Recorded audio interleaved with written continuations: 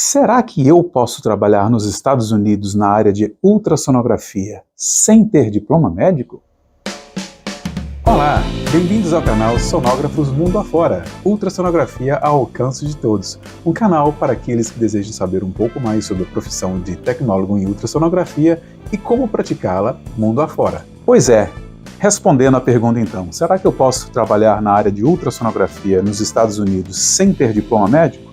A resposta é sim, é claro que pode.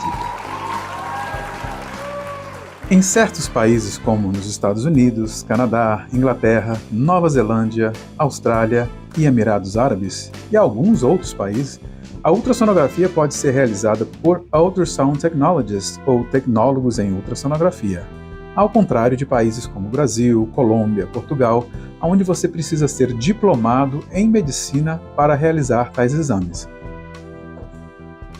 Olá, meu nome é Fabiano Portugal, eu sou tecnólogo em ultrassonografia, já moro nos Estados Unidos há 36 anos e há 9 anos trabalho como tecnólogo em ultrassonografia. Sou licenciado para fazer exames de ultrassonografia nas áreas de abdômen, a ginecologia obstetrícia, vascular, mama e também ecocardiografia.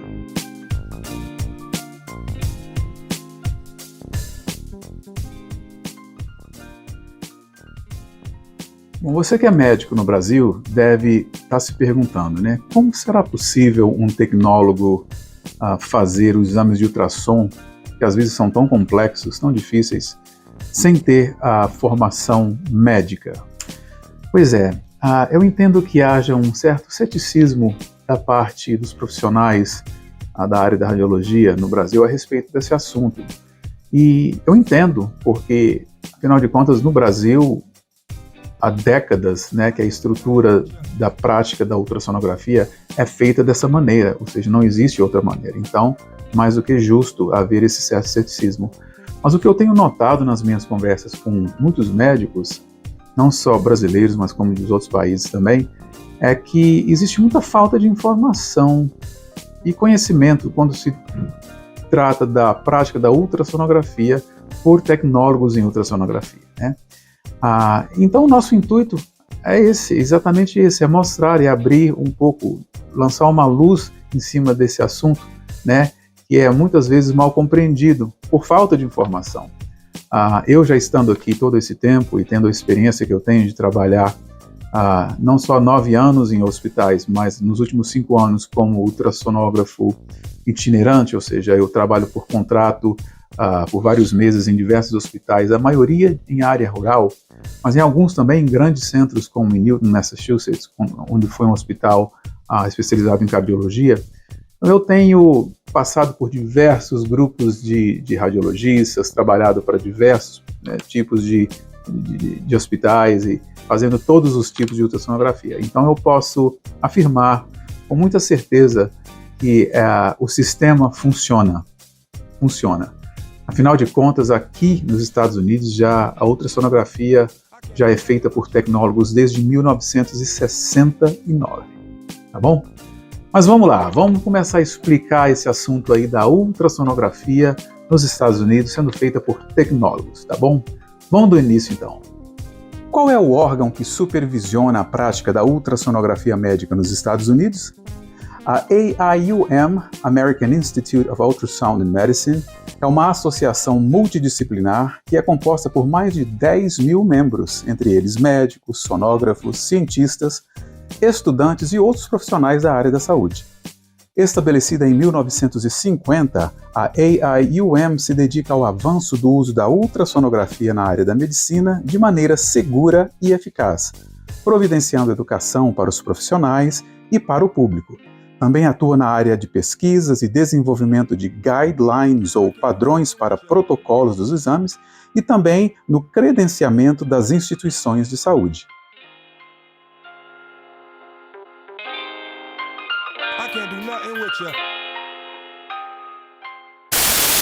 Como chegar lá? Como fazer para você obter a sua educação e conseguir o seu diploma de Medical Diagnostic Sonographer? Bom, existem diversas maneiras de você chegar até lá. Todas as escolas que você encontrar possivelmente vão oferecer uns currículos que são aprovados pela AIUM. E nesses currículos, obviamente, estarão as classes de Biologia, Física, Química, Anatomia e Fisiologia 1 e 2, né? E também as classes, o que consideramos os core classes, as classes fundamentais do curso de sonografia, que são as patologias em obstetrícia e ginecologia, abdômen, e quando digo abdômen, está incluindo testículos, tireoide e tudo mais. Se você, obviamente, escolhe um programa de 4 anos, você terá mais classes aí, incluindo talvez a parte vascular e talvez a ecocardiografia, né? E assim também como o mestrado, onde você vai incluir diversas outras matérias aí que estarão incluídas nesse currículo. Cada escola oferece um programa diferente.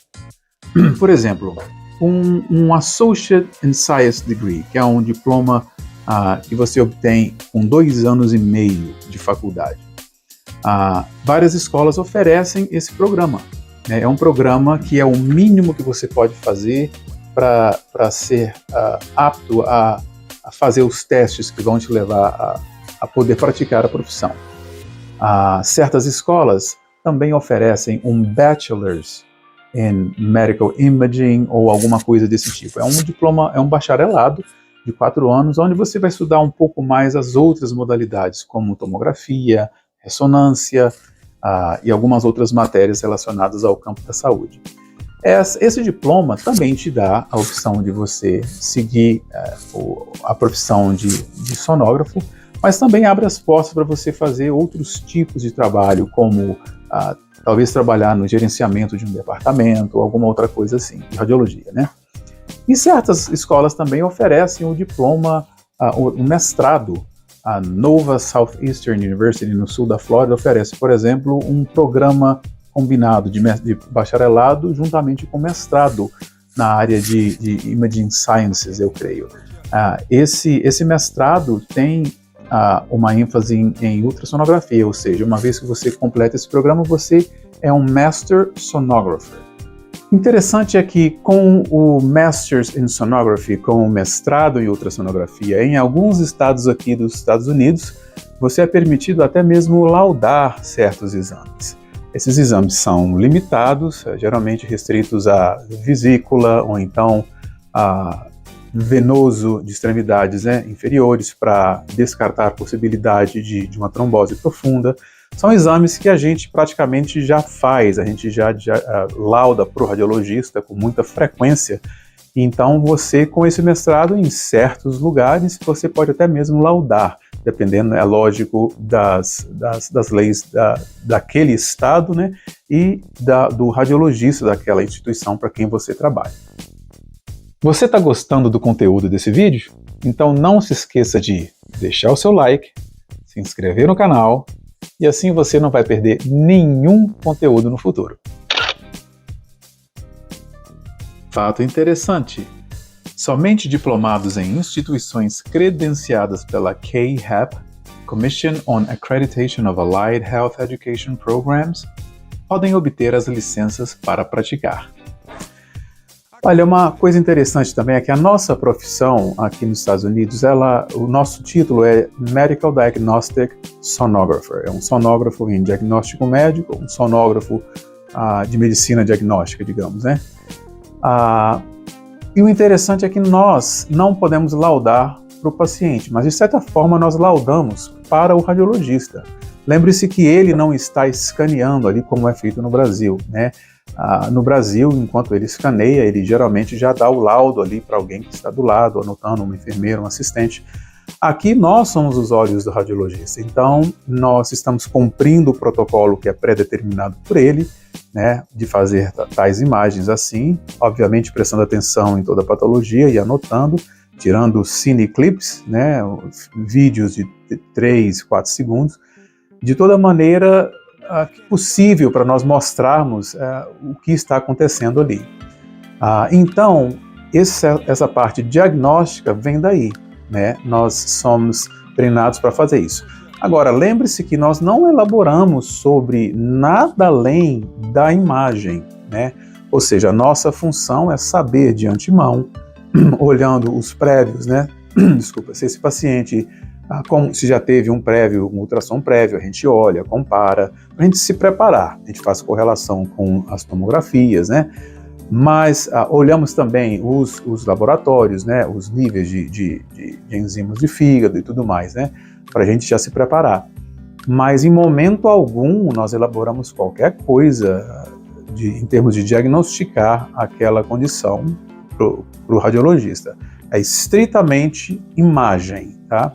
Obviamente, se chega um paciente com um histórico de alcoolismo, obviamente já levanta uma bandeira para a gente prestar atenção no fígado, para ver o contorno desse fígado, para descartar a possibilidade de uma cirrose, ou uma fibrose, ou a espessura da veia porta, tudo mais, né? Para ver, faz um Doppler e tudo mais. Ou seja, para nossa orientação nós fazemos isso, mas em momento algum podemos diagnosticar qualquer coisa além em termos da imagem do que estamos vendo ali para o radiologista.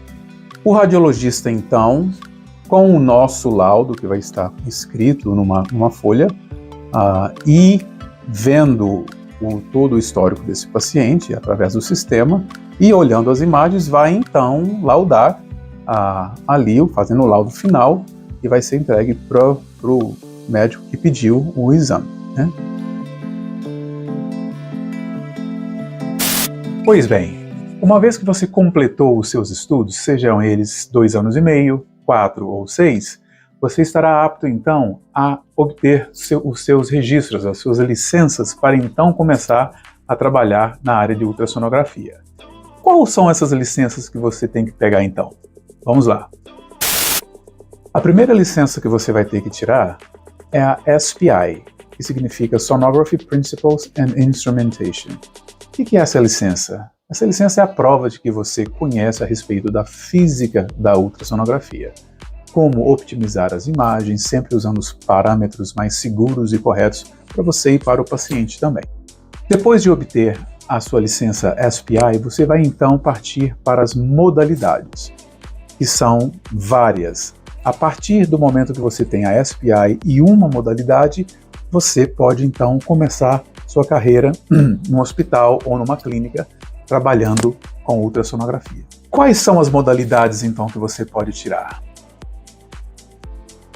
De acordo com a ARDMS, que é o Registro Americano da Sonografia Diagnóstica Médica, as 9 licenças ou especialidades que você pode obter na área da ultrassonografia são as seguintes: abdômen, ginecologia e obstetrícia, mama, sonografia pediátrica, ecocardiografia para adultos, ecocardiografia de feto, ecocardiografia pediátrica, sonografia vascular e MSK, também conhecida como a sonografia de músculos e tendões. Então, com o SPI, a licença do SPI em mãos e uma modalidade, seja ela abdômen ou ginecologia obstetrícia, que geralmente são as primeiras que as pessoas tiram, você então está pronto e apto a começar a sua carreira de ultrassonógrafo nos Estados Unidos. Existem várias oportunidades, que é assunto para outro vídeo que nós vamos fazer no futuro, de trabalho nessa área, ok? Você pode trabalhar num hospital, como eu disse, numa clínica, você pode virar um ultrassonógrafo itinerante, ou seja, que é o que eu tenho feito nos últimos 5 anos, eu trabalho em hospitais rurais. Você realmente precisa de ter muito mais experiência, anos de experiência para poder chegar a esse ponto, porque você geralmente trabalha sozinho no departamento, tomando conta de toda a ultrassonografia daquele hospital. Mas isso é assunto para uma outra hora. E aí começa então a sua jornada, né? Para mim é a parte mais importante, ou seja, a parte do aprendizado diário na área da ultrassonografia. Você vai estar trabalhando 8 horas por dia num ambiente de emergência. Então, se você trabalha no hospital onde o fluxo de pacientes de obstetrícia é muito grande, você vai fazer bastante ultrassom de primeiro, segundo, terceiro trimestre, morfologia e tudo mais. E esse período é muito importante porque demora cerca de 2 anos escaneando diariamente para você realmente se tornar bem tranquilo, bem confortável fazendo esses exames, né? Olha, não somente esses exames que nós falamos em diversas especialidades e que você vai ser exposto e vai, obviamente, aprender, mas também diversas outras coisas, como auxiliar em biópsias, diversos tipos, né? Biópsias de mama, aspiração de cistos, de tireoide, de mama, biópsias de fígado, né? Tudo isso usa-se a ultrassonografia para auxiliar. E dependendo do médico que você estiver trabalhando, do radiologista, a sua parte vai ser bem elaborada nesse processo. Eu me lembro, por exemplo, em Wisconsin, quando fazíamos a biópsia de fígado, o radiologista, nós preparávamos todo o campo para ele, todo o material, ele chegava, escaneava, né, introduzia o guide, que é o guia, e depois eu tinha que criar o meu campo estéreo, introduzir o instrumento de biópsia, clicar para poder retirar aquele sample, né? Colocar dentro de um canudinho e dar para a patologista que estava ali dentro da sala. Ela, na hora, colocava no microscópio, dava o ok, dizendo que tinha um sample que era diagnóstico, e ali depois acabava a nossa parte com o paciente, e depois ia fazer todo o programa, levar para o laboratório e tudo mais. Então, em certos lugares é mais simples, você só auxilia escaneando, outro você vai ter que realmente botar a mão na massa. Uma vez já trabalhando no hospital, você vai estar abaixo de um radiologista e também de um lead tech, que é um tecnólogo-chefe que controla a operação diária daquele departamento em termos de ultrassonografia. Você então vai estar fazendo seus exames ali. O interessante é que você tem uma licença, você tem o SPI e tem, vamos supor, a licença em abdômen. Porém, você pode fazer agora também exames em outras áreas. Você tem o estudo e agora você vai começar a fazer a prática da ultrassonografia. Vamos supor que chega um paciente de obstetrícia. Você vai começar a participar dos exames que vão ser feitos pelos tecnólogos que têm experiência naquela área. Você vai começar a pegar o fluxo daquele trabalho e começar a praticar. E demora cerca de 2 anos para você realmente se tornar confortável e proficiente nessas áreas, né? Eu me lembro que quando eu comecei a trabalhar, eu fiquei 2 anos no estado de North Dakota trabalhando no interior, onde era um fluxo pesadíssimo de obstetrícia, de primeiro, segundo e terceiro trimestres. Ali então eu peguei muita experiência. Demorou cerca de 1 ano e meio a 2 para que realmente eu tivesse 100% confortável para poder fazer o meu trabalho sem um auxílio de um lead tech, né, de um outro tecnólogo. Depois então que você já está trabalhando ali há 1 ano e meio, 2 anos, né, escaneando todas essas outras áreas, você então, quando você se sentir confortável, você já pode fazer retirar a sua licença, né? Que então será feita da seguinte maneira: um tecnólogo que você trabalha, ou então o radiologista, chefe do departamento que já conhece o seu trabalho, vai assinar um formulário que é o CV, que é o Clinical Skills Verification, alguma coisa assim, que é um documento que diz que, não, essa pessoa, eu vi, ela sabe escanear, ela sabe posicionar o paciente, sabe cumprir todo o protocolo, né? E então você, com esse formulário, pode então registrar para poder tirar essa licença, né? E isso serve para todas aquelas outras áreas que você pode obter a licença, como ultrassonógrafo. Quando se trata da ecocardiografia, é um pouquinho diferente, né? Porque quando você faz o seu estudo, se você escolhe um bacharelado ou um mestrado, aí realmente você já vai incluir essa parte, você vai estudar a ecocardiografia e pode tirar a sua licença. Mas geralmente quando você faz o diploma de 2 anos e meio, não inclui o conteúdo de ecocardiografia. O que acontece? Quando você faz, então, esse curso de 2 anos e meio, tira a sua licença, começa a trabalhar, você pode ser treinado no trabalho. Alguns hospitais, quando você começa a trabalhar, automaticamente já te começa a introduzir na ecocardiografia. Então você vai para uma sala, senta com outro tecnólogo e começa a ver exame por exame, começa a pegar os views, né, o protocolo, e vai fazendo, sempre ali supervisionado por um lead tech. No momento, depois de 1 ano, 2 anos, que você já está escaneando todo dia ali, no momento que você se sente confortável, você pode então conseguir a sua CV, a sua carta de verificação, de um tecnólogo ou então do seu radiologista, e aí você pode já também participar se registrar para tomar o teste da licença de ecocardiografia. Pois é, gente, só para a gente ficar bem claro aqui, quando eu digo que você já está pronto para obter a licença, não é uma coisa imediata não, tá? Depois que você escaneou esses anos todos e você se sente confortável, você pode então marcar o seu teste, né?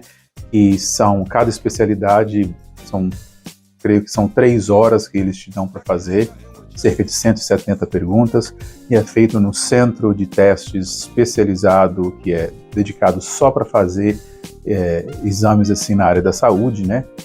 Ou seja, você tem que estudar bastante também para cada uma, né, das licenças que você pretende tirar.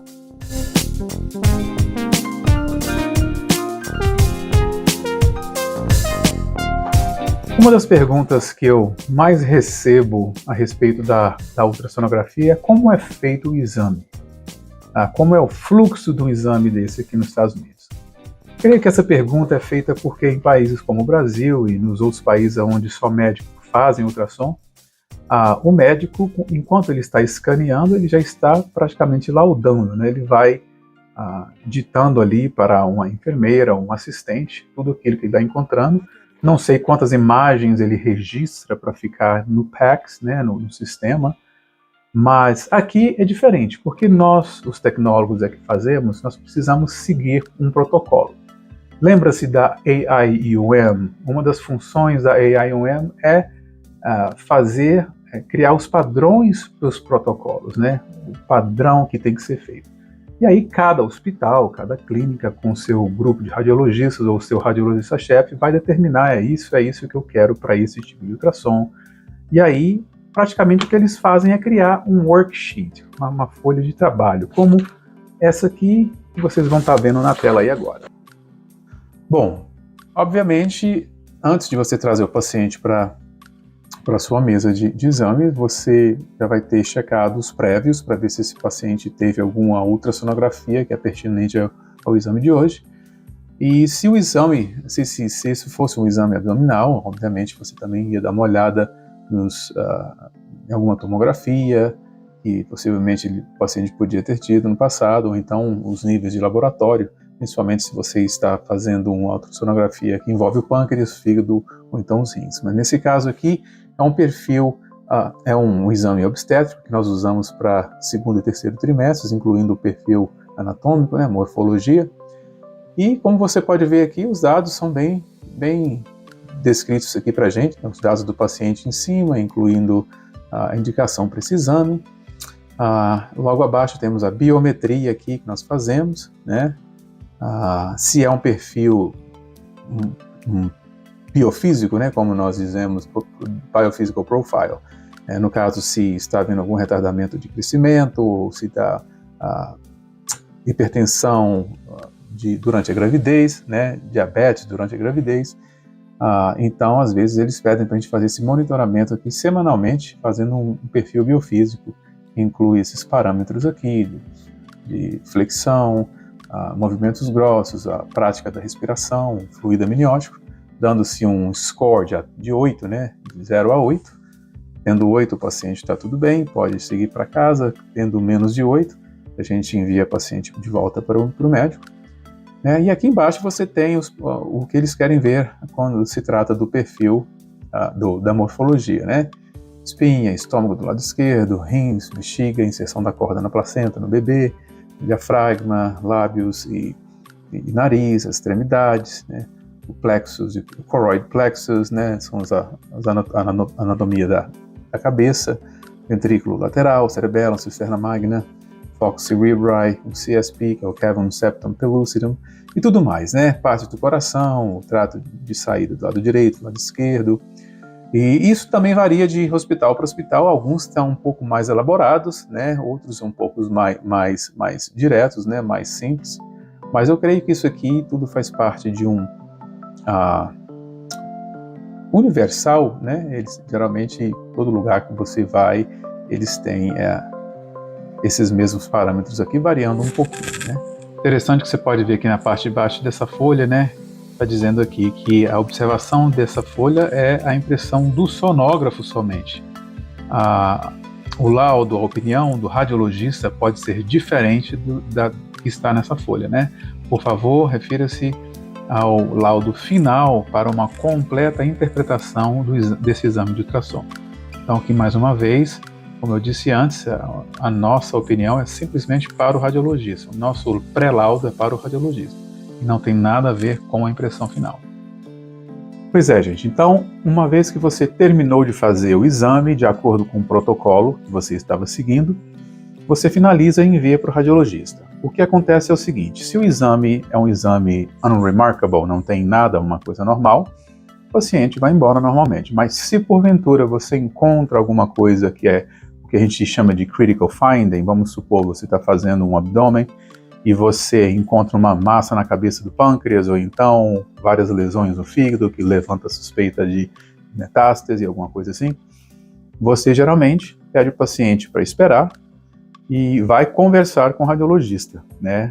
Isso também acontece muito em ultrassonografia de mama.